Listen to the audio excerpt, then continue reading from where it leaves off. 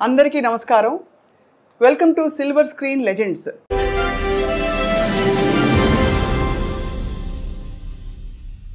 ఇవాళ మాట్లాడబోయే లెజెండ్ ప్రతి భాషలో దాదాపు చాలా రకాల పాత్రల్లో విలన్గా, క్యారెక్టర్ ఆర్టిస్ట్గా, ఇంకా హాస్య నటుడిగా అందరినీ అలరించిన మహానుభావులు. దాదాపు 4.5 దశాబ్దాల నటనా ప్రయాణంతో పాటు జీవితంలోని ఎన్నో అనుభవాల్ని నేరుగా చవిచూసిన దిగ్గజం. అండ్ వారు పద్మశ్రీ పురస్కార గ్రహీతగా కూడా అందరికీ సుపరిచితులు. బుల్లితెరపై, అలాగే వెండితెరపై హిందీ, తెలుగు, కన్నడ, తమిళ ఇత్యాది భాషలన్నింటిలో కూడా అలరించి ఇప్పుడు 81 వసంతాలు పూర్తి చేసుకుంటున్న ఈ సమయంలో వారిని పలకరించడం మనందరికీ అదృష్టం. శ్రీ కోటా శ్రీనివాసరావు గారిని పరిచయం చేసుకున్నాం. నమస్కారం సార్. నమస్కారం అమ్మా. మీకు పుట్టినరోజు శుభాకాంక్షలు సార్. ధన్యవాదాలు. ఎలా ఉన్నారు సార్? నడుస్తుంది బండి. వృద్ధాప్యం అంటారు కదా, 80 దాడుతున్నాయి, 81 ఇప్పుడు. మరి ఏదో కాళ్ళు నొప్పులు, కళ్ళు నొప్పులు ఏదో అంటుండేవారు కదా, అంటాయి కదా, అది తప్పవు. మా నాన్నగారు డాక్టర్ గారు, ఆయన అదే కంకిపాడు. అయితే మా నాన్నగారి దగ్గరికి ఎవరన్నా వస్తే నీకు ఎన్నేళ్ళు రానేవాడు. 50, 60 వస్తుందండి అని నాయని చెప్పారు అనుకో, నీకు వైద్యం ఏది, ఏ వైద్యం ఏ వ్యాధికైనా చేయొచ్చు, కానీ నువ్వు 2తో జాగ్రత్తగా ఉండరా అనేవాడు. ఏమిటరా అంటే, ఒకటి కళ్ళు, 2 కాళ్ళు. ఆ 2 జాగ్రత్తగా ఉంటే నీ పని నువ్వు చేసుకోవచ్చు అని, ఎవరి మీద ఆధారపడకుండా. అవును, అది అలాగా. మీ డైలాగ్ ఒకటి ఎప్పుడు వెంటాడుతుంటుంది సార్, జిస్కే పాస్ పవర్ హోతే హై ఉస్కా రైట్ బి రాంగ్ బి రైట్ హోతా హై. గుర్తుందా సార్ ఈ డైలాగ్? ఏ సినిమాలో? సర్కార్. అది అమితాబ్ బచ్చన్ గారు ఎలాంటి ఆర్టిస్టు, ఎంత గొప్పవాడో మీ అందరికీ తెలిసిన విషయం. నేను చెబితే ఎగతాళిగా కూడా ఉంటుంది. అలాంటి ఆయనతో యాక్ట్ చేయడం అనేది సహజంగా ఎవరికైనా అదృష్టమే. అయితే ఫస్ట్ డైలాగు రామ్ గోపాల్ వర్మ గారు ఆయన ముఖం మీద ముఖం పెట్టి డైలాగ్ చెప్పి క్లోజ్ పెట్టారు. సరే నేను డైలాగ్ కడక్కని చెప్పించాను, సింగిల్ టేక్ ఓకే అయిపోయింది. రాముజీ అన్నాడు ఆయన, అమిత్జీ అంటూ వచ్చాడు. Perfect selection for this character sir, are you from stage అన్నాడు నన్ను. అంటేను నేను acted for on the stage for 25 years sir. Yes, that potentiality I'm seeing you అనగానే వాళ్ళ అబ్బాయి కూడా అక్కడ ఉన్నాడు, ఏదో ఫోన్ మాడుతూ పక్కకి. అమిత్ అన్నాడు, అప్ప అని వచ్చాడు. Is mister Srinivasarao from Hyderabad. It is a great privilege to you to act with him అన్నాడు. అది నాకు అప్పుడే సర్టిఫికెట్లో అనిపించింది. అబ్బో, అవును, ఆయనతో మాట అనిపించుకోవడం మాటలు కాదు కదా. అలాగా ఒక ఇది. అలాగే రజనీకాంత్ గారు, అందరూ మీ పాత్రల పరంపర ఎవ్వరూ భర్తీ చేయలేకపోయారు సార్. ఇప్పుడు అమితాబ్ బచ్చన్ గారి ప్రస్తావన కూడా ఎందుకు తీసుకొచ్చామంటే, ఈ మధ్య ఆయన కల్కి సినిమాలో చూసాం. అక్కడ కోట శ్రీనివాసరావు గారు ఉంటే బాగుండు అనిపించే విధంగా అంటే మీరు ఒక పాత్రలో ఉంటే బాగుండు అని అయితే అనిపించింది చాలామందికి. ఇప్పుడు ఇంకా యాక్టివ్గా యాక్ట్ చేస్తున్నారా సార్? చేయటం అంటే ఇప్పుడు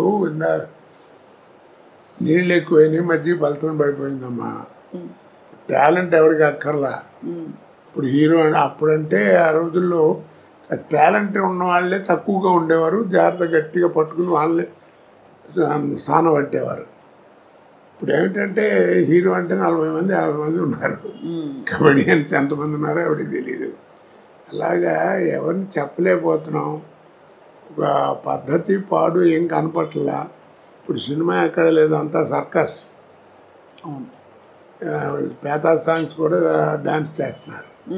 ఇక్కడ సర్కస్ చూడలేక భయపడి మన ఫుడ్ కూడా పోద్దని చెప్పి సర్కస్ కూడా మూసిస్తారు. అలా తయారైపోయింది. ఆ క్వాలిటీ అవి పోయినాయి, ఆ కథలు పోయినాయి, అవన్నీ పోయినాయి. అప్పట్లో ఏమిటంటే సినిమా ప్రభావం మనుషుల మీద ఎక్కువ ఉండేది. ఇప్పుడు ఏంటంటే మనుషుల ప్రభావం సినిమా మీద వచ్చింది. అంటే ఏ విధంగా సార్? అంటే కొన్ని ఉదాహరణలు ఇవ్వగలుగుతారా? ఈ మధ్య సినిమాలు ఏమన్నా చూసారా మీరు? ఏవో టీవీలో వచ్చేవి. ఇప్పుడు నేను కనీసం నాతో 100-110 సినిమాలు చేయించుంటారు పొలిటికల్ క్యారెక్టర్లో. మరి ఏది కోట శ్రీనివాసరావు బోర్ కొట్టాడని అనలా. అది ఎక్కడి నుంచి వచ్చింది అంత నాకు ఎక్కడి నుంచి వచ్చింది అబ్జర్వేషన్. ఇప్పుడు టీవీలో మాట్లాడటం బయట మాట్లాడటం చూస్తున్నాం కదా. ఆ రోజుల్లో అలా ఉండేది కాదు. ఆ రోజుల్లో కైకాల సత్యనారాయణ గారి దాకా వాళ్ళకి ఏంటంటే 5 రకాల సినిమాలే ఉండేవి. సాంఘికం, పౌరాణికం, జానపదం, చారిత్రాత్మకం, కౌబాయ్. 5 సినిమాలు. ఈ 5 సినిమాల్లోనే ఎవరు నటించినా నటన కూడా అలా ఫిక్స్డ్గా ఉండేది.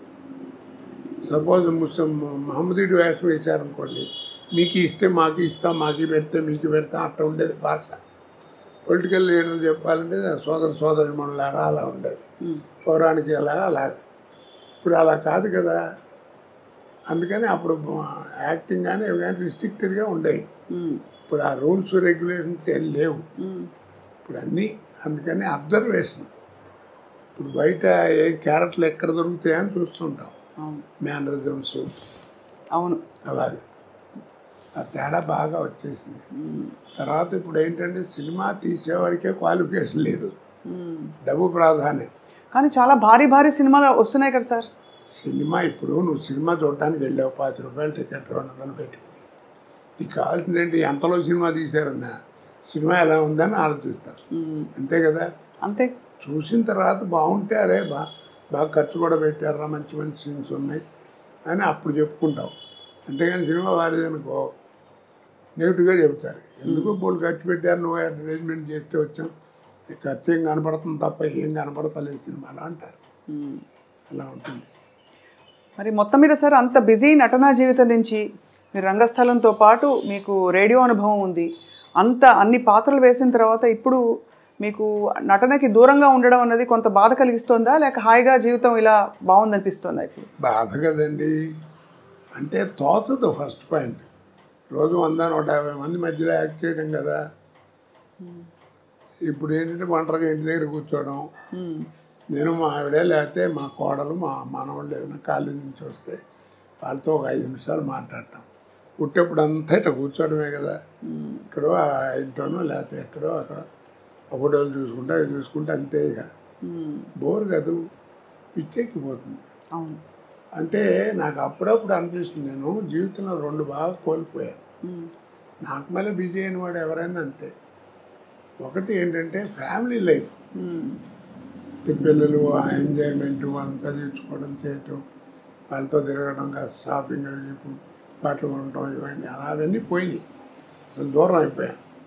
2 జనరల్ నాలెడ్జ్. అవును.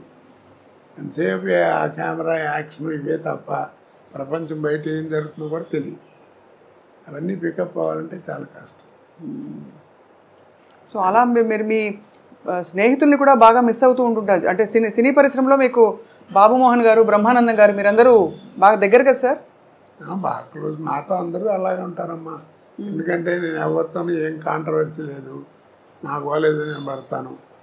అందరూ అంటారు ఏదో అని, అందరూ కావాలని కూర్చొని కామెడీ చెప్పించుకుంటారు. సినిమాల మీద జోకులు చెప్తామంటే వాళ్ళు చెప్పించుకుంటారు. అందుకనే 40 సంవత్సరాలు బతకగలిగాయి. లేకపోతే కాంట్రవర్సీ అయితే ఇప్పుడు పంపించేవారు. ఏదో ఒకటి గురించి అనడానికి ఏముంది, అనాలంటే బోళ్ళు అనొచ్చు. నిజమే కదా సార్. అంతే. అంటే కానీ మీకు అనే అర్హత కూడా ఉంది ఒకవేళ. ఏదో అర్హత ఎందుకంటే మీరు మీ స్వానుభవాలే కదా. మీరు 25 ఏళ్ళు రంగస్థల అనుభవం ఉందంటే అది తీసిపారలేని విషయం. ఆ రోజుల్లో మాండలికాలు ఇవన్నీ నేర్చుకోవటం అంటే తమాషానా. టీవీ వస్తుందని ఎవరు అనుకున్నారు కదా. నాటకాలు మొట్టమొదటి అసలు రేడియో లేని మనం లేవు. అవును. అసలు రేడియో దగ్గర ఏంటంటే వాయిస్ని ఎలా ఉపయోగించుకోవాలి, మైక్ని ఎలా వాడుకోవాలి, ఎక్కడ ఒత్తు, ఎక్కడ కామా, ఎక్కడ ఫుల్ స్టాప్, ఇవన్నీ నేర్చుకుంది రేడియో దగ్గరే కదా. అవును. భాష. కాబట్టి అక్కడ అది పునాది రాయి. తర్వాత ఈరోజు పురోగతికి అదే పునాది రాయి. తర్వాత టీవీ వచ్చేవాడికి ఏమైపోయిందంటే మాకే థ్రిల్, నాకే ప్రతివాడు ఫీల్ అవుతారు అది నటుడు. ఎందుకంటే నాటకాలు అంటే ఫోటోలు ఉంటాయి, ఇలా పెట్టిన ఒక యాక్షన్ ఫోటో ఉంటుంది, అలా ఉంటే అలా ఉంటుంది స్టడీగా. కానీ మనం నడిస్తే ఎట్లా ఉంటాం, మాట్లాడితే ఎట్లా ఉంటాం, అది ఎవరికి తెలియదు. మొట్టమొదటి నేను ఫీల్ అయింది నా లైఫ్లో, నేను ఎక్స్ప్లెయిన్ చేయలేను థ్రిల్ ఏంటంటే 2 నిమిషాలు. గోవింద్ చౌదరి అని టీవీలో ఉండేవాడు, ప్రొడ్యూసరు. ఆయన రికార్డ్ చేసి ఫస్ట్ డే పండగ వచ్చింది నాటిక. అదే నాటిక ఫస్ట్ రేడియోలో టీవీలో నా తెలుగు నాటకం ప్రదర్శించబడటం అదే. ఆ రికార్డ్ చేసి రే ఒకసారి చూసుకోండి వస్తుంది ఇప్పుడు అని చూపిస్తున్నాను చూపించాడు. పెద్ద యాంగ్షస్ ఏంటంటే నా బొమ్మ ఎప్పుడు వస్తే ఎప్పుడు వస్తుంది అంటే మనం నడిస్తే ఎట్లా ఉంటాం, మాట్లాడితే ఎట్లా ఉంటాం, ఎలా చూస్తే అసలు తెలియదు కదా. చూసుకుంటే ఆ 2 నిమిషాలు అసలు ఇక ఎవరిని చూసేది కళ్ళము నీళ్ళు వచ్చేసింది నాకు. అదొక అదృష్టం కదా. అవును అవును ఆ రోజుల్లో అదేది. తర్వాత సినిమా ఇప్పుడు. సో అలా మీరు మరి సినిమా నటన మీకు అలా అమర్నట్టుగా అన్ని క్యారెక్టర్స్ అద్భుతంగా వచ్చి పడ్డాయి. ఒక్కొక్కటి ఒక ఒక రకం, ఒక అన్ని రసాలు, అంటే మధ్య మధ్యలో నవరసాల్లో లేని రసాలు కూడా పండించారు మీరు. అదే ఇప్పుడు ఒక మాట చెప్పినా నేను. చెప్పండి సార్. ఆర్ట్ అనేది ఒకటి ఇచ్చేది కాదు, ఒకటి పెట్టేది కాదు. వస్తుందా కొంత అబ్బాయిలు నీకు శరీరంలో శారీరకంగా అంటారే, నీకు ఒరిజినల్గా వస్తూ ఉండాలి. కోట శ్రీనివాసరావు ఇప్పుడు ఇవన్నీ చూశారు, ఒకసారి దివే అన్ని ఫోటోలు. ఇప్పుడు ఇవన్నీ చూస్తే ఏమవుతుంది, మీకు ఆశ్చర్యం వేస్తుంది ఎలా చేశాడు ఏంటి. అవును చాలా సార్. ఇన్ని పాత్రలు, పద్మశ్రీ దాకా ఇవన్నీ. ఇది దీనికి ఒకటి చక్కగా చెప్తాను. నీకు పెద్ద గుమ్మడికాయ అంత టాలెంట్ ఉంటే కుదరదు, అర్థమైందా? పెద్ద గుమ్మడికాయ అంత టాలెంట్ నా దగ్గర ఉంటే కుదరదు. ఆవగిందంత అదృష్టం కూడా ఉంది.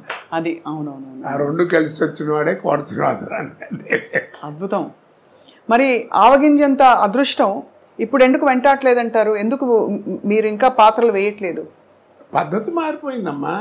ఇప్పుడు ఏదో మారింది, కాలం మారింది, జనరేషన్ మారింది అంటారు. జనరేషన్ ఏం మారలా. సూర్యుడు తూర్పునే ఉదయిస్తున్నాడు, పడవని ఉత్తరిస్తున్నాడు. వాటి ఇదే తదియే వాడుతున్నాం, చేస్తాం, వైశాఖం చేస్తాం, ఆ సడవని వాడుతున్నారు. అమావాస్య కూడా క్యాలెండర్ చూస్తే 2 నిమిషాలు అటు ఇటు వస్తుంది. అన్ని మతాల్లోనూ ఒకటే భావం ఉంటుంది. అన్నీ ఉన్నాయి, అవేం మారలా. మరి ఇంకా కాలం మారిందంటారు. మనం మారాం. ఎన్టీ రామారావు మొట్టమొదటి 50 ఏళ్ళప్పుడు 60 ఏళ్ళప్పుడు శ్రీదేవితో డ్యాన్స్ చేసే రోజున ఎలిఫెంట్ బాటంలోని ఇంత లూజ్ ఉండేది ప్యాంటు. అది వేసుకుని రోడ్డు మీద నడుస్తుంది, దుమ్ము నడిచేది. అదే డ్యాన్స్ చేస్తుంటే అబ్బా రామారావు ఏం చేశాడో, దుమ్ము లేకొట్టాడు డ్యాన్స్ అని. పిచ్చిదనం మన చిన్నతనం కదా. ఆ తర్వాత ఏమైంది, టైట్ ప్యాంట్ వచ్చింది. ఇప్పుడు ఎంత వచ్చింది, చించుకోవడం వచ్చింది. చక్కటి వాడు 1000 రూపాయలు పెట్టి ప్యాంటు కొనుక్కోవడం, ఇక్కడ అక్కడ మోకాళ్ళ మీద అక్కడ వాళ్ళే చింపుకుంటున్నారు. అవును, చింపుకుంటున్నారు. కాబట్టి మనం మారాం, కాలం ఎక్కడ మారింది. అది జనరేషన్ మార్పు అంటారు, అన్నీ ఒకటిదే. ఈ మధ్య వచ్చిన సార్ సినిమాలు ఏమన్నా మీరు థియేటర్లో చూడడం వీలైందా, మీకు వీలు పడిందా?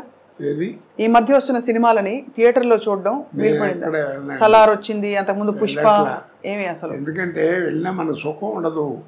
ఏం కోటగారు ఈ మధ్యన రావట్లేదు, ఏంటి మీరు లేరు సినిమాలు, అది ఇదని ఈ ప్రశ్నలు ఎక్కువ అవుతాయి. మన చూడని ఎవరో వాళ్ళు సరిగ్గా చూడరు, అందుకని దూరంగా ఉంటాం. అందుకని దేవుడి దగ్గరికి వెళ్తానికి కూడా నాకు భయం. ఎందుకంటే వాళ్ళ కాన్సన్ట్రేషన్ పాడవుతుంది. అది అవును అవును. కానీ సార్ మీకు నచ్చుతున్నాయా ఈ మధ్య వస్తున్న సినిమాలు? మీరు ఏం వింటున్నారంటే అప్పటికి ఇప్పటికి ధోరణి మారింది, అంటే టెక్నికల్ ఆస్పెక్ట్స్ బాగా ముందుకు దూసుకెళ్ళిపోయాయి అంటున్నారు కదా సార్? అంటే నేను వేరే ఉద్దేశంతో అంటాం కాదు, ఉన్న విషయం చెప్తున్నా. బాహుబలి బాహుబలి అన్నారు, అది రిలీజ్ ముందు పార్ట్ 1 పార్ట్ 2 రిలీజ్ ముందు 6 నెలల ముందు నుంచి మనకి బాహుబలి బాహుబలి అని ఉంచారు. దానికి తగ్గట్టుగా విజయం పొందింది, ప్రపంచ ఖ్యాతి పొందింది, దర్శకులకి అందరికీ పేరు వచ్చింది, అందరికి బాగుంది. కాదండి అంటలా. ఇప్పుడు ఎవరైనా చెప్పుకుంటున్నారా కదా? మరి అంత గొప్ప సినిమా కదా, మరి ఎవరు చెప్పుకోరే? మరి అదే ఓల్డ్ మాయాబజార్ తీసుకొచ్చామనుకోండి, ఇవాళ 6 ఏళ్ళ కుర్రాడి దగ్గర నుంచి 60 ఏళ్ళ ముసలాడి దాకా అందరూ వెళ్ళి కూర్చుంటారు.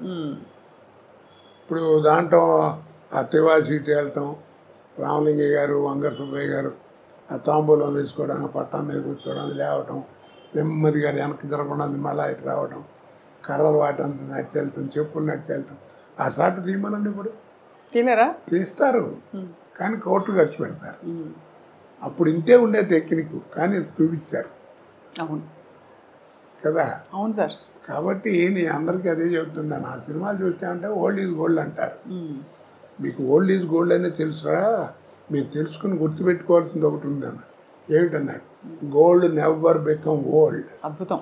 అవును, గోల్డ్ నెవర్ బికమ్ ఓల్డ్. అందుకే పాత బంగారం అంటారు.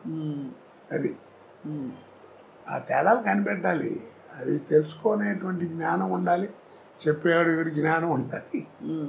లేవు కదా అది. అవును, అప్పుడు డైరెక్టర్ చెప్పినట్టు చేసేవాళ్ళం. ఇప్పుడు డైరెక్టర్ ఏముంది, డ్యాన్సులు గిన్సులు అన్నీ హీరోనే డామినేషన్. మరి క్వాలిటీ అది.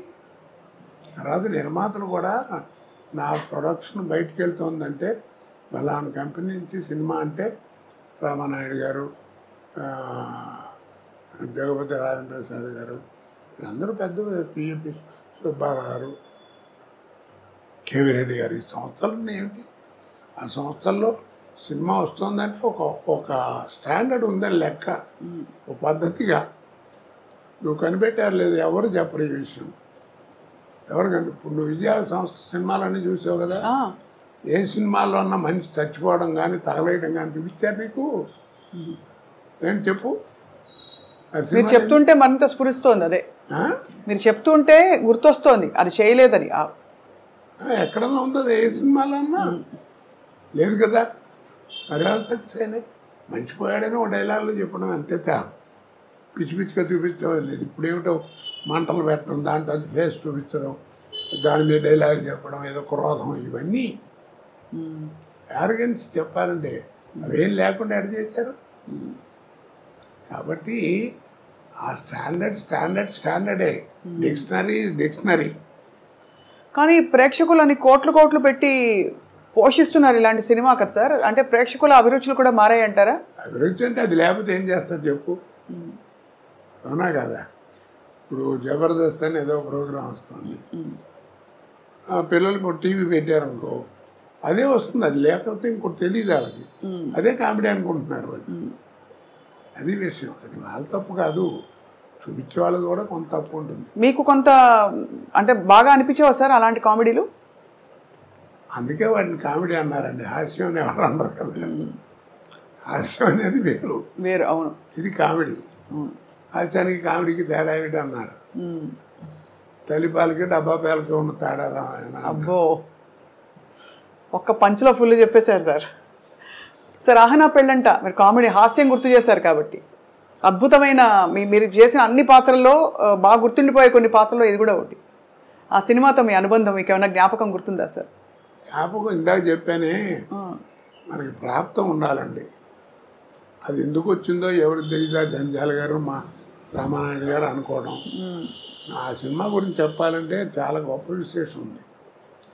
రోజు ఎయిర్పోర్ట్లో కూర్చుని ఉన్నా మెడ్రాస్ వెళ్ళటానికి, హైదరాబాద్ ఎయిర్పోర్ట్ లేదా ఫ్లైట్ ఏదో ఒక అరగంట లేట్ ఏదంటే కూర్చున్నాం. రామానాయుడు గారు వచ్చారు.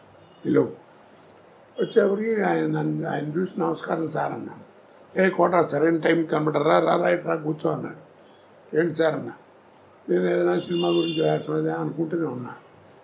కోట ఏం లేదు, జంజాల నేను 20 రోజుల నుంచి మదన పడుతున్నాం, పోటాడుకుంటున్నాం. ఓ సినిమా ఇప్పుడే ఫైనలైజ్ అయింది. ఆ వేషం బాగుంటే సినిమా బాగుంటుంది, లేదా సినిమా అట్రవలేకపోతుంది. అంత గొప్ప వేషం అది. నేను రావు గోపాలరావుతో వేయించాలని అనుకున్నాను. జంజాల గారు వద్దన్నాడు. ఏమిటనంటే చివరికి నేను కన్విన్స్ అయ్యాను. ఎందుకు వద్దన్నావు, కరెక్ట్గా చెప్పని చెప్పాను, ఇందాక మధ్యాహ్నం చెప్పాడు అన్నాడు. ఏంటన్నాడు. గోపాలరావు నువ్వు ఎంత అగ్లీగా తయారు చేసినా ఆయన మొహం రిచ్గానే కనపడుతుందండి. ఆ కలరు, అది ఆ వ్యవహారం, అది చూడంగా నికృష్లా కనపడే ఫేస్ కావాలి.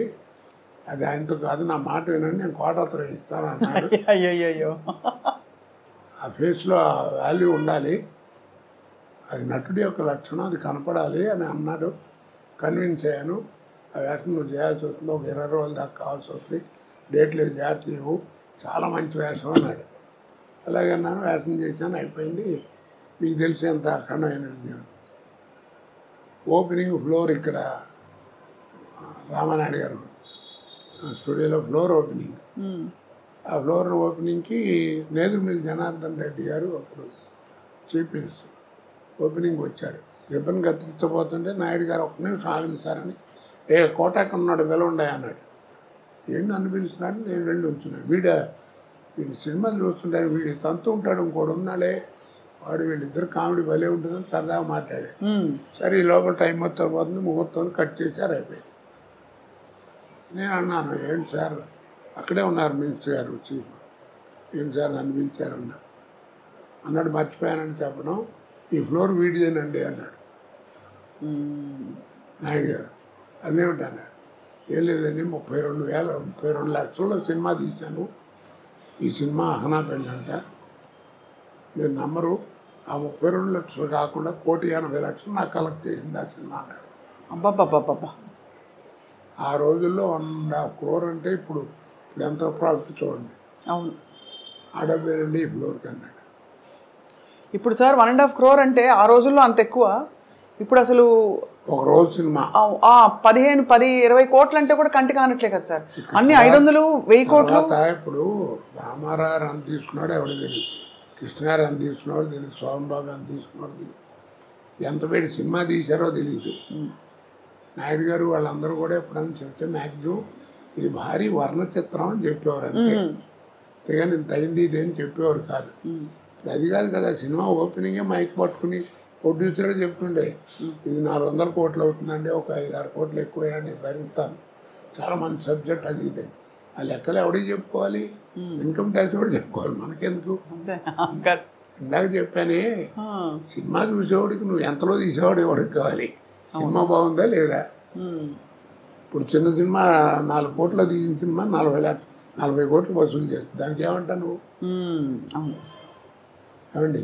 కరెక్టే సార్. కాబట్టి అలా చేయకూడదు, నువ్వు చెప్పుకోవడం సినిమా అవసరం అయిందండి, సబ్జెక్ట్ కావాలి అందుకని రిచ్గా తీశాను, అది వేరు.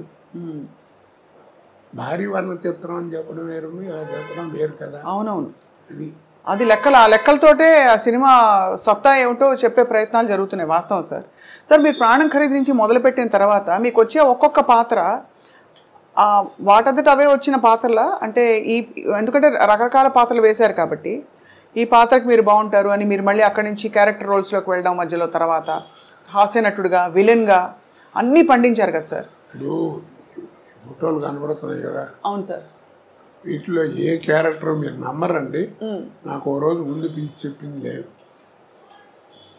ఆ రోజు వెళ్ళటం ఒక అరగంట కూర్చోబెట్టి ఆయన క్యారెక్టర్ చెప్పడం, కోటగారు మీరు అనుకుంటాం, మీరు కూడా ఏమన్నా ఆలోచన ఉంటే చూపెట్టండి, బాగుంటే పెట్టేద్దాం అంటాం, పెట్టడం చేయటం అంతే. మీరు నమ్మరు ఆ మాట. ఆ టైం కూడా లేదండి. కాకపోతే నన్ను కన్సల్ట్ చేసిన 4-5 వేషాలు ఉన్నాయి. అవేంటంటే ఆ బట్టలా చేయటం న్యాచురల్గా ఉండాలి. గంజాల గారి సినిమాలో వాటిలో విగ్గులు యాక్సెప్ట్ చేసేవారు కదా, వాళ్ళు 4 సినిమాలు చేస్తున్నాం, నీకు విజ్ఞానం అనేది ఎక్కడుంది ఏంటి చూసుకుని ఆ టైం చూసుకుని సేవ్ చేసి కరెక్ట్గా పెట్టేవారు, అంతే తప్ప నాకు మిగిలింది ఏమన్నా అన్నీ అక్కడికక్కడ ఆన్ ద స్పాట్. అంటే ఒక రోజులో సార్ మీరు బిజియెస్ట్ టైంలో ఎన్ని గంటల ఎన్ని కాల్ షీట్స్ ఉండేవి? నేను మ్యాక్సిమం 4 చేశానమ్మా.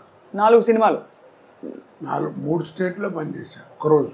ఒక్క రోజులో కన్నడ పొద్దున హైదరాబాదు, మధ్యాహ్నం తమిళ, ఈవినింగ్ బెంగళూరు. పెళ్లి చేసి మళ్ళీ మార్నింగ్కి వచ్చి హైదరాబాద్ ఎయిర్పోర్ట్లో స్నానం చేసి మళ్ళీ షూటింగ్ వచ్చాను. మద్రాసులో ఉండేవాడిని. ఇప్పుడు ఇంత సెక్యూరిటీ లేదుగా అప్పుడు. అవును, కానీ చాలా ఎంత విస్తారమైన కెరియర్ సార్ మీది. మీకు బాగా ఇష్టంగా మీరు పనిచేసిన దర్శకులు ఎవరు సార్? నేనే కాదండి, ఒక విషయం చెప్తాను, అందరికీ చెప్తాను ఆర్టిస్టులకి, విసుక్కోకుండా ఎప్పుడు కూడా ఇప్పటిదాకా షూటింగ్ చేస్తే మళ్ళీ రమ్మంటున్నాడు ఇంకోదానికి, అట్లా విసుక్కోకండి. ఏ అంటారు ఏం లేదు, ఆర్టిస్ట్కి ఒక టైం అంటూ వస్తుంది, నీకు ఆ టైం వచ్చిందంటే నీకు టైం ఉండదు, అంతే. గొప్ప మాట సార్ అది. ఆ టైం వచ్చిందంటే టైం ఉండదని, టైం ఉండదు నీకు, అంతే. అంటే బాగా వెలుగుతున్నట్టు. ఇక అదంతే, ఇక నీకు టైం ఉండదు, నీకు భోజనానికి కూడా టైం ఉండదు. కానీ తర్వాత వెనక్కి కాబట్టి ఆ టైంలో జాగ్రత్తగా ఉండాలి మనం. అది ఆరోగ్యం అన్ని రకాలుగా. ముందు ఫస్ట్ బిహేవియర్, ఆహార వ్యవహారాల్లో, మాట భాషలో, అవతల వాళ్ళతో మాట్లాడటం, ఇవన్నీ జాగ్రత్తగా ఉండాలి. ఉంటే లాంగ్ లివిటీ ఉంటుంది. లేకపోతే అట్ట వచ్చింది అట్ట అయిపోతుంది. ఎంతమంది చూసాం మన మహానుభావులు, సీనియర్స్ కదా. అవును సార్. ఆస్తులు పోగొట్టుకుని చివరికి అడుక్కునే పరిస్థితికి వచ్చారు. వాళ్ళకి ఏం కర్మ చెప్పండి. అదే బిహేవియర్. మన ఆ కాస్త మనకి మంచి టైం వస్తుంది. టైం వచ్చినప్పుడు టైం ఉండదు. ఆ టైంలోనే మనం జాగ్రత్తగా ఉండాలి. ఏ రకంగానో ఏదో భగవంతుడు నాకు నా పెళ్ళాం పెళ్ళి వాళ్ళ అదృష్టం బాగుండి అలాంటివి ఏం జరగలేదు, ఏదో వెళ్ళిపోతాను అంతే. ఆ మధ్య చాలా బాధేసింది సార్. మీరు ఒక వీడియో పెట్టవలసిన పరిస్థితి వచ్చింది. మీడియాలో మీకు ఏదో అయిందనే వచ్చే వార్త రావడం. ఇప్పుడు నేనేం సిగ్గుపడినా. ఇప్పుడు నువ్వు వచ్చావు, ఏం చెప్పాను? పిక్కలు కాస్త నొప్పిగా ఉన్నాయమ్మా, కట్టారు డాక్టర్ ఇది కాసేపు కష్టం, అందుకని కాస్త నడవటం అది కష్టం అని చెప్పాను. తప్పే ఉంది దాంట్లో. వాడెవడో కొడుకున్నాసో చచ్చిపోయాడని పెట్టాడు ఒకసారి. నేను పిలిచి కేకలేసాను, తప్పయ్య అది. మీ నాన్నకి రా 75 ఏళ్ళు వస్తే కాళ్ళు నొప్పి కళ్ళు నొప్పి ఏదో ఒకటి వస్తాయి కదా, అలాగే నాకు కూడా వచ్చింది. నేను మంచినే కదా, నన్ను దానికి పెద్ద టీవీలో వీడు చెప్పాల్సిన కర్మ ఏంటి నీకు? తప్పు కదా, దాని మీద రూపాయలు సంపాదిస్తావా? కేకలేసాను నేను. పాపం సుశీల్ గారు పోయిందన్నారు, ఒకసారి జానక్ గారు పోయిందన్నారు. ఆవిడ పాపం అమెరికాలోనే ఎక్కడ ఉంది అప్పుడు సుశీల్ గారు. ఆవిడ అక్కడి నుంచి ఇంటర్వ్యూ, నేను బాగానే ఉన్నాను, నా మీద అట్ట పెట్టకండి. ఎదుగో అక్కడ ఫోటోలు ఉంటాయి ఆవిడతో. జానక్ గారు ఫోటో లోపల ఎక్కడ ఉండాలి, అది కెమెరా ఫోటో తీయించలేదు నేను బయట. ఇంటికి వచ్చారు, ఇల్లు భోజనాలు చేశారు. చాలా అందరూ వస్తుంటారు నా ఇంటికి. ఇప్పుడు వస్తారా సార్ బాబుమోహన్ గారు, బ్రహ్మానందం గారు? ఎందుకంటే బాబుమోహన్ గారు మీరు కాంబినేషన్ అదిరిపోయింది అందరికీ. అదొక కాంబినేషన్ అండి. అది ఇండస్ట్రీలో ఎవరికి పెద్దగా రాదు. అది అలా గోపాలరావు, రావు గోపాలరావు, రామలింగయ్య గారు అంటే వాళ్ళ వేషాలు పెక్యులర్గా ఉండేవి. అవును. మా ఇదేంటంటే ఒక స్టాండర్డ్ కామెడీ, స్టాండర్డ్ ఇక అంతే. ఇక ఆడిదంతా వీడు పడతాడు, ఆడిదంతా ఇస్తున్నా. ప్రతి సినిమాలు తెలిసి కూడా నవ్వేవారు. తర్వాత బాబుమోహన్ మంచి టైమింగ్ ఉన్న ఆర్టిస్ట్. సినిమాలు చూస్తే వాడి తన్నులు చూస్తే అసలు అట్ట కాలు తగిలే అరగదు, అట్ట టచ్ అవడం అంటే పడిపోయాడు. మంచి టైమింగ్ ఉన్నాడు. ఎందుకంటే డాన్స్ అది వచ్చు అతనికి, అదొక అది ప్రాప్తం. అది సార్ మీరు అన్నట్టు రంగస్థల అనుభవం, రేడియో అనుభవం, అది వాయిస్ మాడ్యులేషన్, హావభావాలు, బాడీ లాంగ్వేజ్ కొంతవరకు. కానీ డాన్స్, పౌరాణిక పద్యాలు ఇవన్నీ కూడా నేర్చుకున్నారా సార్ మీరు? నేను పౌరాణిక పద్యాలు నేర్చుకోలేదమ్మా. పౌరాణిక చిన్న నాటకాలు పెద్దగా వేయలేను. వేసాను. అప్పుడు పద్యాలు ఎలా మీకు? దాంట్లో పద్యాలు పెట్టలేదు, పెద్దగా పెట్టలేదు. ఓకే, అలా అలా పెద్దగా కాదు, పద్యం పెట్టుకున్నాను ఎంతసేపు ఇలాగే. దులిపాల్ గారు దుర్యోధను అద్భుతంగా ఉంటుంది. అమ్మాయి సభ చేస్తుంది. ఆయన పాట పద్యం ఉండదు దాంట్లో. ఒక పద్యం చదివేవాడు, కౌరవ పాండవులు వెలుపెను కాలం చేరువయ్యి అని కృష్ణుడు. అది కూడా మామూలుగా చదివేవాడు. మీరు శాసనసభ్యులుగా ఒక టర్మ్ చేశారు. రాజకీయాల నుంచి అప్పుడు తర్వాత మీరు దూరం అయ్యారా, లేక అవసరం లేదు ఇంకా చాలించుకున్నారా? నేనే చాలు, అనవసరం ఇట్టాను దాంట్లో. నచ్చలేదా సార్ రాజకీయ జీవితం? బాగాలేదనిపించిందా? నచ్చలేదమ్మా, నాకు సూట్ కాలేదనిపించింది. ఎందుకంటే మీరు రాజకీయపరమైన వేషాలు చాలా వేశారు. ఒక టైంలో మీకు కొంచెం గొడవలు కూడా అయ్యాయి ఆ మండలాధీశుడు సినిమా తర్వాత. సో మరి రాజకీయాలు మీకు అసలు ఆ వాతావరణం నచ్చలేదంటారు. అయితే ఎందుకు నచ్చలేదు సార్? అంటే చాలామంది అదొక అవకాశంగా, అదృష్టంగా కూడా భావిస్తారు కదా. అంటే నేను పనిచేసినప్పుడు పాలిటిక్స్ అండి, ఇప్పుడు పాలిట్రిక్స్. ఆ ట్రిక్కులు నాకు రావు, మరి ఎందుకని దూరంగా ఉన్నా. అవును. కానీ అదే సార్ అనిపిస్తుంది, అంటే అంత గొప్ప జీవితం, గొప్ప అవకాశాలు మీకు వచ్చిన తర్వాత ఇప్పుడు మీరు టైం అంతా మీరు కుటుంబం నుంచి దూరంగా ఉన్నాను, కష్టపడి పనిచేస్తాననే ఫీలింగ్లో ఉన్నారు కదా సార్, బాధ. సో ఇప్పుడు మీకు మీ దేవుడు ప్రత్యక్షం మీకు ఏం కావాలని అడిగితే ఏం కోరుకుంటారు సార్? మీ ఇంకేమైనా? నేను ఎప్పుడు మనసులో ఉండే కోరిక ఒకటేనండి, నేను చచ్చేదాకా నటించాలి. చచ్చిన తర్వాత నటుడిగా బతకాలి, అది నా కోరిక. అది సార్, అంటే ఇవాళ చాలా అద్భుతమైన మంచి సందర్భం, మీ పుట్టినరోజు సందర్భంగా మాట్లాడుతున్నాం కాబట్టి మీరు ఎప్పుడూ చిరంజీవిగా మీ పాత్రల ద్వారా ఉండిపోతారు సార్ మనసుల్లో అదే ఎప్పటికీ. అలాంటి పాత్ర రావాలని నా ఉద్దేశం. అలాంటి పాత్ర అంటే ఎలా ఉంటుందో, ఎందుకంటే మీరు రాజకీయాలు, కామెడీ, ఏ టైంకి ఏ పాత్ర వస్తే అప్పుడు చెప్పలేం కదండి. అవును, కరెక్ట్. అది దానికి ప్రాప్తం ఉండాలి. ప్రాప్తం ఉండాలంటే చాలా గొప్ప విశేషం ఉంది. ఇప్పుడు రామావతారంలో ఆంజనేయ స్వామి అంత గొప్పవాడు, కలియుగంలో భక్తరామదాసు అంత గొప్పవాడు కదా. అవును. డబ్బులు లేవు, గుడి కట్టించాలనుకున్నాడు, గుడి కట్టించాడు, అప్పుల పాలు అయ్యాడు, జైల్లో పెట్టారు. వాళ్ళు కొడతంటే రామా రామా అన్నాడు తప్ప అబ్బా అబ్బా అనలేదు. అంత గొప్ప భక్తుడే రాముల వారు ఏం చేశాడు, తానిసాగి రామోజీ లక్ష్మణజీ వేషం వేసుకొచ్చి కంపెనీ వెళ్ళిపోయాడు, నటించాడు, తుర్ని వెళ్ళిపోయాడు. కింద సెల్లో ఉన్నాడు రామదాసు. ఎరా రామదాసు బాగున్నావా అని ఒక్క మాట అంటే బాగుండేది కదా, ఒక 10 సంవత్సరాలు లాగా బతికేవాడు.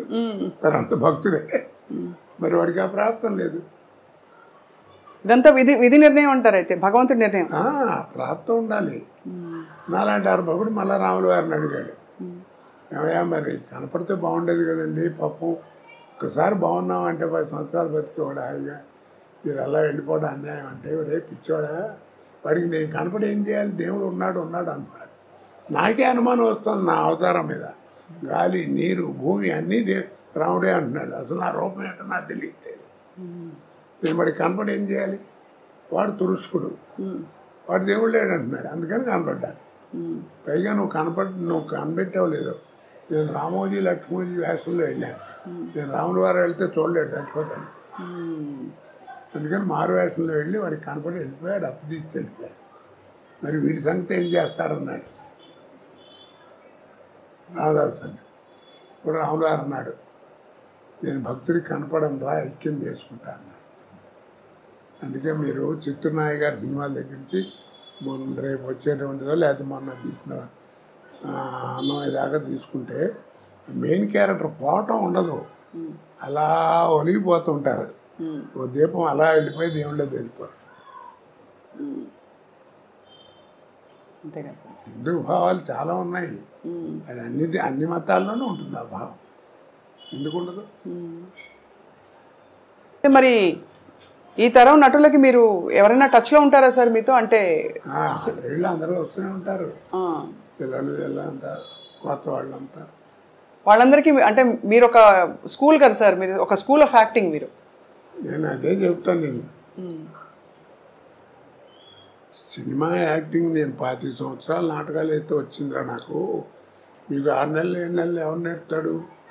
ఏదో అక్కడ చేరండి క్లాస్, ఇక్కడ చేరండి, 2 లక్షలు ఖర్చు పెట్టాను. అవన్నీ కబుర్లు ప్రాక్టికల్గా తెలియాలి, అనుభవం ఉండాలి, నీకు నువ్వుగా ఉండాలి. ఎందుకంటే నీ కురుక్షేత్రం అని నాటకం తెలుసా నీకు? దాంట్లో కృష్ణుడు 4 వేసేవారు, ఒకటి పర్సనాలిటీగా ఒకటి సంబంధం ఉండదు. ఒకటో కృష్ణుడు రెండో కృష్ణుడు వేసేవారు. వాడి గాత్రం వేరు, వీడి గాత్రం వేరు, హార్మోని పెట్టి వేరు, ఆడ హార్మోని పెట్టి వేరు. కానీ 4కి 100 సుమారు కొట్టేవారు ప్రతిపద్యానికి. ఎందుకని? దాని అర్థం ఏంటి? You must arrest the auditorium with your performance.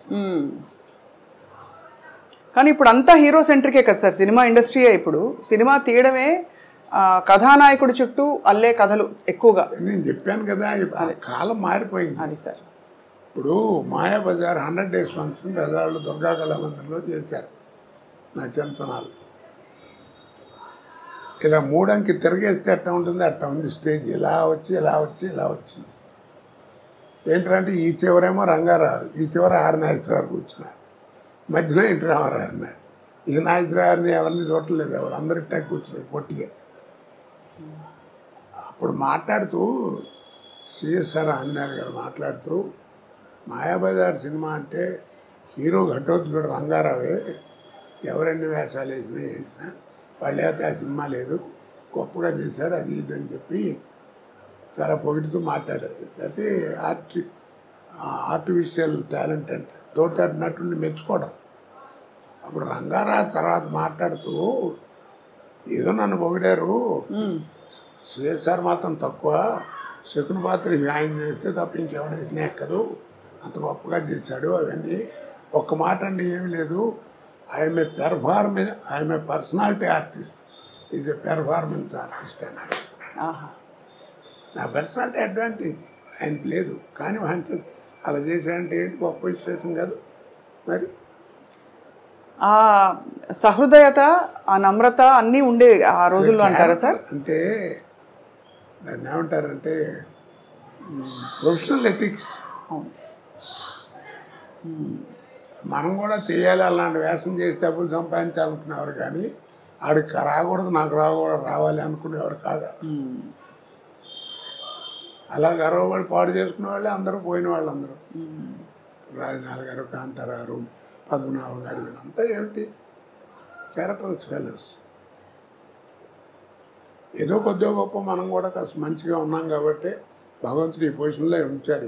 వాళ్ళు దారి తప్పారా సార్? అంటే వాళ్ళు డబ్బులు చాలా పోగొట్టుకున్నారని విన్నాం సార్. దారి తప్పడం అంటే అదే, డబ్బులు ఉన్నాయంటే ఆ నటుడిగా పేరులో ఉన్నట్టే కదా, ఆ పేరు తప్పారు, ఆ రూట్ తప్పారు. అని అందుకే దిక్కుమాలిన అంటాం. దిక్కుమాలిన అనే పదం ఎక్కడ లేదు. దిక్కుమారిన నువ్వు వాళ్ళందరూ నడిచే దిక్కు కాకుండా వేరే దిక్కులో నడుస్తున్నాడు, అందుకని వాడు బతుకట్టా ఉంది. అలాగే ఊరేగింపు అంట, ఊరేగింపు ఎక్కడ లేదు. ఆ రోజుల్లో ఏంటంటే నాకు 58 ఏళ్ళు లేదు పెళ్ళి. ఆ రోజుల్లో ఏంటంటే పల్లకిలో కూర్చోరు, ఊరంతా తిప్పేవారు, అంతే. సాక్ష్యం ఏముంది, అగ్ని. పాత సినిమాలు చూస్తే అగ్ని సాక్షిగా కట్టిన ఈ తాళ్ళు అని చూపిస్తాం, అంతకంటే సాక్ష్యం లేదు. పెళ్ళైన 2 నెలలు అయిన తర్వాత నా పెళ్ళం కాదంటే సాక్ష్యం. అందుకని ఆ పల్లకిలో కూర్చోటి ఊరంతా తిప్పేవారు. ఇది నా పెళ్ళం కాదు, లేదని మేము చూసాము, వీళ్ళు పెళ్ళైన తర్వాత ఊరేమి మా ఇంటి ముందు వెళ్ళారని చెప్పడానికి ఒక సాక్ష్యం. ఊరికి ఎరిగింపు, ఊరేగింపు. ఓహో, ఎంత అద్భుతం సార్. ఊరికి ఎరిగింపు, ఊరేగింపు కాదు. ఇప్పుడు అది ఊరేగింపు అయి ట్యాక్సుల కోసం డబ్బులు కట్టారు. అదే ఊరేగింపు, దాన్ని ఒక తిట్టుగా కూడా అనుకుంటారు. ఇప్పుడు దిక్కుమాలను కూడా అలాగే తిట్టు అనుకుంటారు. దిక్కు అలాగే ప్రతిదానికి భగవంతుడు ఇచ్చిన దాంట్లో ప్రతి వస్తువుకి ప్రతి మాటకి అర్థం ఉంది. ఇప్పుడు పొద్దున్నే లేచి నువ్వు నేను ఇంక్లూడింగ్ మీ మనం అందరం చేసే తప్పేమిటి చెప్పు, అద్దం ముందు నుంచి అందంగా ఉన్నాం అనుకోరు. బడతలోడు వరెట్టి అనుకుంటుంటాడు. ఆడవాళ్ళు ఏదో కట్టని సాధన కట్టని ఇలా దూకుని అలా దూకుని చీరలు కట్టుకుని కదా. అందుకు కాదు, నా మొహాన్ని మచ్చ ఉంది, నా మచ్చ నాకు కనపడదు. ఒరే శ్రీనివాసరావు నీ మొహాన్ని మచ్చ ఉందిరా అని నాకు అనిపించకుండా, ఆ ఛాన్స్ నీకు ఇవ్వకుండా స్వాతికి నా మచ్చని నేను చూసుకుని సర్దుకుని తుడుచుకుని బతకడం కోసం భగవంతుడు ఇచ్చిన గ్రేట్ ఇన్స్ట్రుమెంట్ మిర్రర్ అనే దృక్పథంతో అర్థం ముందు నుంచో నీ మనసు ఎలా ఉంటుంది అది నేర్చుకోవాలి. మీరు చాలా నిర్దిష్టమైన అభిప్రాయాలు కలిగి ఉండి సార్, ఎక్కడ అంటే కేవలం లౌక్యంతో మాత్రం కాకుండా మీరు నమ్మినది ఇదే కరెక్ట్ అని అంటూ కూడా ఇన్ని సంవత్సరాలు సినిమా ఇండస్ట్రీలో ఒక పరిశ్రమలో, అంటే అక్కడ మానవ సంబంధాలే ప్రధానమైన పరిశ్రమలో ఇప్పుడు నమ్మకం ఉందండి. మన జీవితం మన ఎదురుకుండా కనపడుతుంది. అది నేనేం బయటి విషయాలు చెప్పట్లేదే, నేను రామాయణం భారతం గురించి చెప్పట్లా. ఒక రోజున ఒక అతను మామూలుగా మాట్లాడుతూ నాతో కొలీగ్ లేవు పనిచేసినవాడు, ఒక రోజు ఏదో మాట్లాడుతూ జీవితం అంటే టెన్షన్గా ఉందన్నాడు. జీవితం అంటూ టెన్షన్ ఎందుకురా, ఫైనాన్స్ ఏమన్నా తెచ్చి అదేం లేదు, టెన్షన్ వస్తాను తక్క, పిల్లలందరూ ఉద్యోగాలు చేసుకున్నారు, నాకేం లేదు, ఏమిటో నాకు తెలియదురా, జీవితం అంటే టెన్షన్గా ఉంటుంది అన్నాడు. జీవితం అంటే ఇంకా టెన్షన్ ఎందుకురా, ఆ పదంలోనే అర్థం ఉంది కదా అన్నాను. అదేమిటి అన్నాడు, రాయి తెలుస్తుంది అన్న. రాశాడు జీవితం అని, చివరికి ఏముందన్న 0 ఉందన్నాడు. అదేరా జీవితం, పిచ్చి ఉంటాను. ప్రతి పదంలోనే అర్థం దాంట్లోనే ఉంటుంది కదా. 0 ఉంటుంది చివరికి, అంతే. పెద్దలు పోతే పుణ్యాత్తులు పోతే పూర్ణం అంటారు, నాలంటే అర్భవుడు పోతే శూన్యం అంటారు, అంతే తేడా. కాబట్టి దేవుడు ఉన్నాడు లేడు అంటారు. నారా తాతారావు గారిని పేరు విన్నావా ఎప్పుడన్నా? నారా తాతారావు విన్నాను సార్. పద్మభూషణ్ ఇచ్చారు ఆయన, పెద్ద గ్రేట్ ఇంజనీర్. అవును అవును. ఆయన పేరుతో ఇప్పుడు మనకి బెజవాడ వెళ్తుంటే ఇబ్రహీంపట్నం దగ్గర రింగ్ రోడ్ దగ్గర నారా తాతారావు థర్మల్ స్టేషన్ అని ఉంటుంది. అంత పెద్ద గౌరవం ఉన్నవాడు, విద్వత్తు ఉన్నాడు. రామారావు టైంలో ఎలక్ట్రిసిటీ బోర్డు చైర్మన్ కూడా చేశాడు. ఆయన ఎందుకు ఇచ్చారు మరి నీకు ఇంత బిరుదు అని అడిగామనుకో ఏమంటారు, నేను కరెంట్ క్రియేట్ చేశానంటాడు. కరెంట్ క్రియేట్ చేశాను. కరెంట్ లేకపోతే ప్రపంచం లేదు ఇవాళ, తెలుసు కదా నీకు. అవును. మరి ఆయన దగ్గరికి వెళ్ళి కరెంట్ క్రియేట్ చేశారని కదా నీకు ఇంత ఇచ్చారు, మరి నీ పిల్లలు లేరంట కదా అన్నాం అనుకో, ఎవరు చెప్పాడు రైడు మా పెద్దబాయ్ అంటాడు. మరి ఇది వాడి క్రియేషనేగా. అవును. మరి నీ కొడుకుని చూపించావు కదా, ఇది నీ క్రియేషను. మరి కరెంటు నీ క్రియేషనే కదా, నీకు ఇంత గౌరవం అందుకే జరిగింది. ఆ కరెంటు చూపించమని అడగని చూపిస్తాయేమో, చూపించగలడా? కాబట్టి దీంట్లో అర్థం ఏంటి, the power which is created by you, the power which is created by you, which you cannot see, which you cannot touch, that power is a god. అది నువ్వు అల్లా అనుకో, జీసస్ అనుకో, ఏమనుకుంటావు అనుకో, power is a god, G O D god. Such a beautiful revolution sir. మీరు చెప్తుంటే నిజమే అనిపిస్తుంది కదా సార్. చెప్పగలడా? చూపించలేడు. అక్కడ దాకా ఎందుకు పోయిన అంత ఎక్స్ప్లెనేషన్ అక్కడ simple. Without x there is no mathematics. అవునా? ఎక్స్ లేదే మ్యాథమెటిక్స్ లేదు. అవును. వాట్ ఈజ్ ఎక్స్ చెప్పండి? What is x? మనం ఏరిస్తే అదే. ఎక్స్ బదులు వై పెట్టు. What is y? నువ్వే క్రియేట్ చేస్తావు దాని గురించి చెప్పలేవు. The power which is created by you, which you cannot see and touch, that power is a god. వాడే భగవంతుడు. అందుకే రూపాలను ఊహించుకు పెట్టుకోవడం తప్ప మనం ఎవరు చూడలేదు. ఈ డిస్కెట్లు ఊరికే 6 నిమిషాలు ఉంటాయి, 7 గడ్డాలు ఉంటాయా, ఇవన్నీ పిచ్చి మాటలు. ఎవరి తత్వం వాడిది, నా నమ్మకం అది. అవును. నేను దేవుడి ధ్యానం చేసుకునేటప్పుడు నేను జయమాలితో జ్యోతిలక్ష్మితో బోలు సినిమాలు చేశాను. నాకు వాళ్ళు జ్ఞాపకం రాకుండా మనసులోకి అందుకని ఏదో ఒక విగ్రహం పెట్టుకుని దేవుడు అనుకుని కాన్సన్ట్రేషన్ కోసం పెట్టుకుంటున్నాను. అంతేగాని నాకు నేను చూశాను వాళ్ళతో తిరిగాను కాదు దేవుడితో. ఎట్లా మర్చిపోతాం? నేను ఇండస్ట్రీకి వెళ్ళినప్పుడు కొత్తలో ఆయన శత్రు డైరెక్టర్ సత్యమూర్తి గారు, ఆయన డైరెక్టర్, ఒక సారాగొట్టు ఆపరేటర్ వేషం నాది. అది ఓపెనింగ్కి డ్యాన్స్ గురించి పాట పెట్టాడు. నాకు తెలీదు ఇవాళ పాట ఉందా, నువ్వు కాసేపు నైట్ పని చేయాలని చెప్పాడు. సర్లే అనుకుని వెళ్ళాం. వెళ్తే ఏదో మ్యూజిక్ గీజిక్ వేసారు, అయిపోయింది. కోట రాని వాళ్ళిద్దరు వస్తారు, డాన్సులు రాగానే ఇట్లా లేవాలి అని అన్నాడు. సరే అని ఇట్లా లేద్దామని రెడీగా రిహార్సల్ చేసి కూర్చున్నాను. తక్కువని యాక్టప్పుడు జ్యోతిలక్ష్మి జయమాలి ఇద్దరు వచ్చారు. ఎదురు వచ్చి నా తోళ్ళ మీద కూర్చున్నారు. నాకు ఎట్లా ఉంటుంది, సినిమాలు ఎట్లా చూసాను, అంతే కదా. 10 టేకులు తీసుకున్నా. ఏమయ్యా ఏందంటాడు. అప్పుడు జ్యోతిలక్ష్మి గారు అంది, మీరున్నాడు నేను చెబుతాను, ఏమంటే నీకు ఆశ్చర్యం వేస్తున్నావునా? అవునమ్మా, నాకు అసలు ఆశ్చర్యం మీతో నేను కళ్ళ కూడా అనుకోలేదంటే అది అంతేనండి అందరూ అనుకుంటారు. పర్లేదు, ఏం పర్లేదు అని కాసేపు సరదా మాట్లాడి అంటే మేము మళ్ళీ టేక్ అయిపోయింది. తర్వాత 10 సినిమాలు చేసిన ఇద్దరం కలిసి. అది వేరు సంగతి చెప్తున్నా. అలాంటి భావాలు ఏం రాకుండా ఏదో పెట్టుకుని ఒక దేవుడు అని చూసుకుని ఒక విగ్రహం పెట్టుకుని ఒకతో పెట్టుకునేది, అంతేగాని దానికి ఇదేం కాదు. అందుకే అంటారు పెద్దలు ఏమని చెప్పాడు, మనసు ఫ్రెష్గా ఉండాలి. అంతేగాని స్నానం చేసేవా లేదా, అది చేసేవా లేదా, ఇవన్నీ కాదు, మనసు ఫ్రెష్. శంకరాచార్యులు వారు చెప్పాడు, మనకి బంధువులు లేరన్నాడు. అర్థమైందా? బంధువులు లేరు. మీ నాన్న నీవు ఇంత పైకి రావడానికి ఎంత కష్టపడి చేశాడు, వాడు చేసి వెళ్ళిపోతాడు, చేతులు కడుక్కుని వెళ్ళిపోతాడు. నీ పిల్లలు నువ్వు చేస్తావు, నువ్వు వెళ్ళిపోతావు. ఇట్స్ వ్యాపారం. కాబట్టి మనకి ఇదేం లేస్తాను. మరి ఎవరు బంధువులు ఉన్నారన్నాడు. మరి ఎవరు వాళ్ళు, కానీ వాటికి రూపం లేదన్నాడు. ఆ బంధువులకి ఆకారం లేదు, కానీ బంధువులు ఉన్నారు మనకి. ఎవరు వాళ్ళు? సత్యం మాత. సత్యం అనేది నీ తల్లి, పితా జ్ఞానం, ఈ జ్ఞానం అనేది తండ్రి. సత్యం మాత, పితా జ్ఞానం. ధర్మో భ్రాత, నీ ధర్మగుణం నీ సోదరుడు, తోడబుట్టినవాడు. దయాసఖ, నీ దయాగుణం నీ స్నేహితుడు. శాంతి పత్ని, నీ శాంతి గుణం అనేది నీ భార్య. క్షమాపుత్ర, క్షమాగుణం అనేది నీ పుత్రుడు. షడైతే మా బాంధవ, యారేరా నీ బంధువులు అన్నాడు. సత్యం మాత, పితా జ్ఞానం, ధర్మం భ్రాత, దయాసఖ, శాంతి పత్ని, సమాపుత్ర యారుగా నీ బంధువులు. అందుకని గుండె మీద చేసి చెప్పు అంటాం మనం పెద్దవాళ్ళు.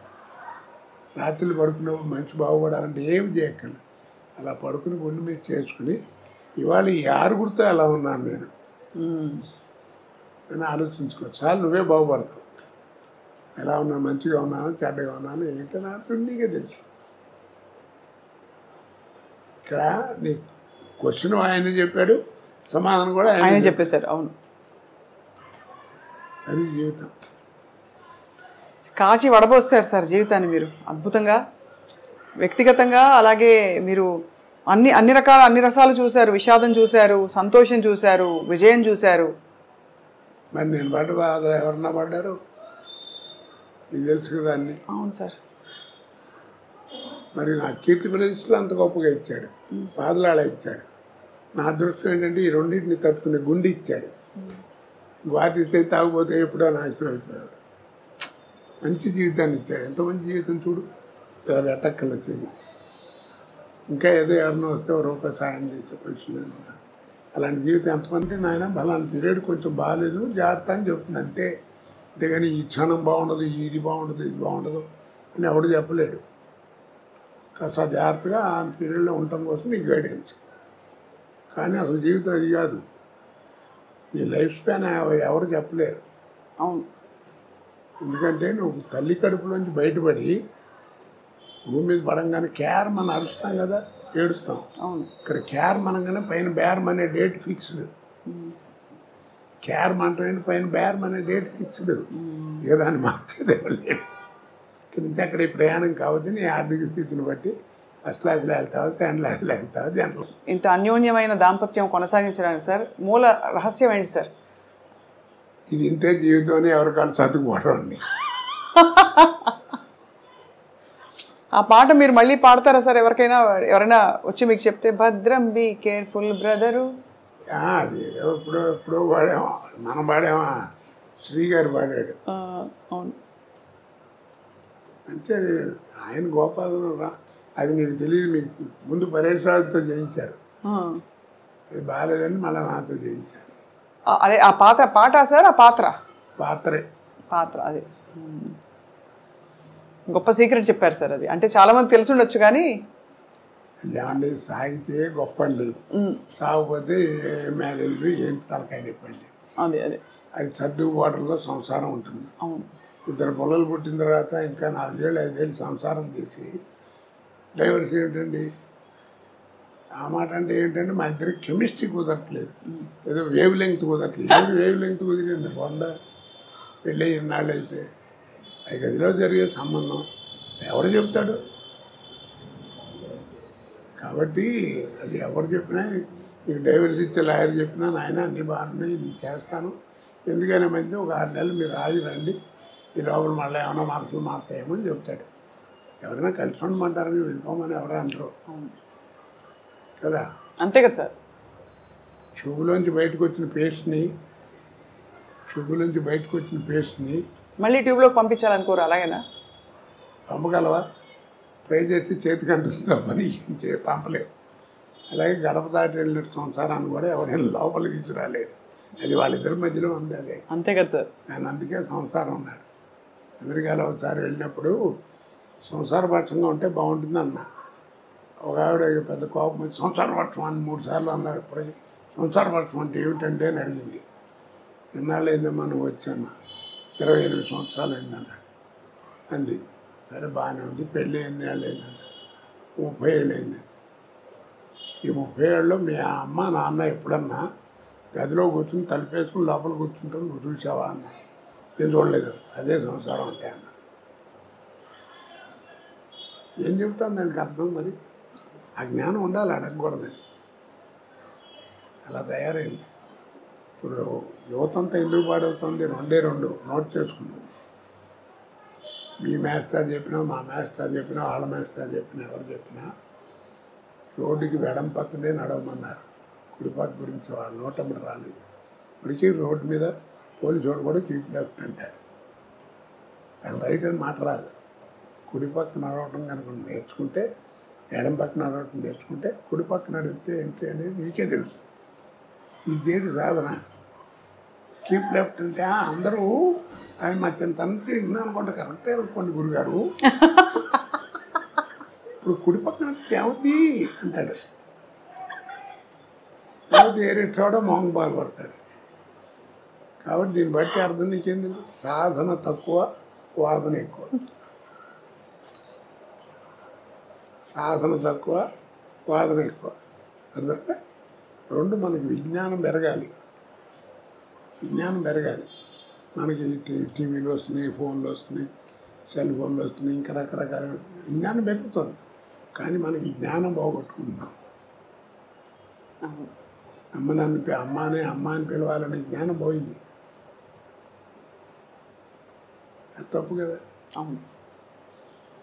మాతృభాష అన్నారు, అరం వాడికి అరం, తెలుగు వాడికి తెలుగు, తమిళ వాడికి తెలుగు. వాళ్ళ మాతృభాష ఎవరిది వాళ్ళది, తల్లితో సమానం అన్నారు. తల్లి పదం ఎంత గొప్పది, మనకి తెలియకుండానే ఎవరిని నేర్పకుండానే. మనకేదైనా అనుకోకుండా దెబ్బతలితే అమ్మ అంటాం, ఎందుకంటాం కదా. అమ్మ ఎంత గొప్పది. తండ్రి ఒక ఏజ్ వచ్చిన తర్వాత వాడు నేర్పేది జ్ఞానం, తల్లి అట్ట కాదు. నువ్వు ఒక ఏజ్ వచ్చేంత వరకు నీకు నేర్పేది ఆల్ ఇంగ్స్ నేర్పేది mother. Talking, drinking, walking, sitting అన్నీ నేర్పేది మదరే, తల్లి. బిడ్డ ఎదుగుదలకి మాతృస్థన్యం ఎంత అవసరమో, బిడ్డ ఎదుగుదలకి మాతృస్థన్యం ఎంత అవసరమో, బిడ్డ మానసిక వికాసానికి మాతృభాష అంత అవసరం. ఇవన్నీ తెలుసుకోవాలి. ఎవరు చెప్తాడు వాళ్ళ కుర్రాళ్ళు? చెప్పేవాళ్ళు లేడు, వినేవాడు అంతకంటే లేడు.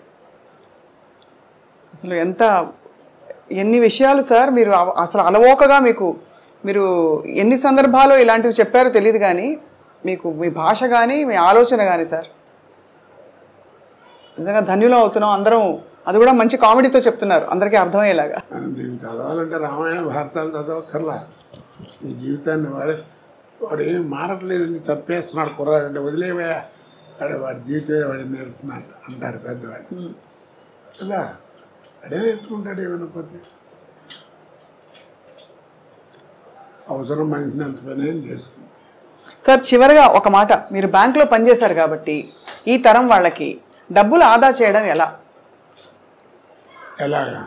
అనవసరం ఖర్చులు మానేయడం బెటర్, సింపుల్. దాచుకోవాలా డబ్బులు? అంటే చైనా వెళ్ళినప్పుడు అప్పుడు చైనా అంటే మనకంటే జనాభా ఎక్కువ, పూర్ కంట్రీ ఉంది కదా. అక్కడికి వెళ్తే పెద్ద స్వర్గంలో ఉంది. నాకు అనుమానం వచ్చి అక్కడ అడిగితే అక్కడ ఫైనాన్షియల్ కంట్రోల్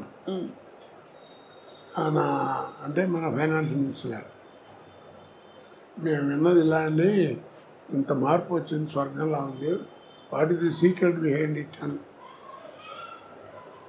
బోర్డు మీద ఒక సెంటెన్స్ వేశారు. No secret, we live according to our earnings అన్నాడు. డ్రైవర్ ఎలా ఉండాలి, డ్రైవర్ వాడే అలా ఉండాలి. అంతేగాని మా ఓనర్ అబ్బాయి వాళ్ళ అబ్బాయి టీవీ చూస్తున్నాడు నేను కూడా కొనాలంటాడు. అది లోన్లు పెట్టడం, ఇన్స్టాల్మెంట్లు కొంటాం, చేసుకుంటే ఎవరు నువ్వే నష్టపోతావు. చాలా గొప్ప మాట సార్, ఇది చాలా అవసరం ఈ తరానికి. అందుకే అంత సూటిగా అడిగాను sir. We live according to our earnings. నా సంపాదన బట్టి నేను బతుకుతాను. టాలీవుడ్లో తెలుగు చిత్ర పరిశ్రమలో ఈ డ్రగ్స్ బాగా ఇప్పుడు వ్యాపించి కేసులు అవుతున్నాయి కదా సార్. ఏం డ్రగ్స్ ఏముంది, నువ్వు చేసుకున్నదే దాన్ని. అందుకే మాదక ద్రవ్యాలు అన్నారు. ఆ రోజుల్లో కూడా ఉంది, వ్యభిచారం ఉంది. ఉందా సార్? ఆ రోజుల్లో ఏమో మా చింతనంలో ఏదో ఒక గ్రామం, ఒక విలేజ్, దానికి ఒక పద్ధతి, ఒక ఇది ఉండేది. ఇప్పుడు అక్కడ దాకేందుకు మన వాళ్ళు పర్మిట్ అని పెట్టారు మందు తాగడానికి. అది మరీ ఒక్కళ్ళ కూర్చుంటే అయితే బాగుండదని కొన్నాళ్ళు అయ్యేటప్పటికి కాస్త నలుగురు కలిసి సరదాగా ఎంజాయ్ చేస్తే బాగుంటుంది, అనవసరంగా అలాగే ఉండవని క్లబ్లను పెట్టారు. ఇప్పుడు ఆ క్లబ్లు పోయి పబ్బులను పెట్టారు. ఇప్పుడు ఆ పబ్బులు పోయి 4 కోట్లు పెట్టి ఇల్లు కట్టాడు అనుకోండి, మా ఇల్లు చాలా బాగుంటుందండి ఆయన అన్నీ చూపించి, ఇది మా ఇంట్లో ఇది పబ్ హౌస్ అంటాడు. అది గొప్ప, అక్కడ బార్ ఉంటాయి, అదే ఇంట్లో బార్ పెట్టాడని గొప్పగా చెప్తాడు మనకి. మా ఆయన రోజు నన్ను కొడుతున్నాడు, తాగి వచ్చి తాగితే దాని పిల్లలు అయింది అనుకోండి, ఏమవుతుంది అది బతుకు. అది మర్చిపోతున్నారు. అవును. మా ముందు కాబట్టి కట్టించామనుకున్నారు. అదేంటే మాదక ద్రవ్యాలంటే మాదకం చేస్తుంది, తాగితే బ్రెయిన్ పనిచేయదు. అంటే ఒత్తిడి వల్ల అవుతుందో మరి ఈ మధ్య చాలా అంటే చిత్ర పరిశ్రమలో ఎక్కువ అన్ని చోట్ల ఉన్న సమస్య అది. అదేంటంటే కాస్త 10 మందికి తెలిసిన వాళ్ళం కాబట్టి బలానా వాడు తాగుతున్నాడు, బలానా వాడు డ్రగ్స్ తీసుకున్నాడంటే పాపులారిటీ ఉంటుంది కాబట్టి మన వాడతారు. అన్ని చోట్ల అన్నీ ఉన్నాయి.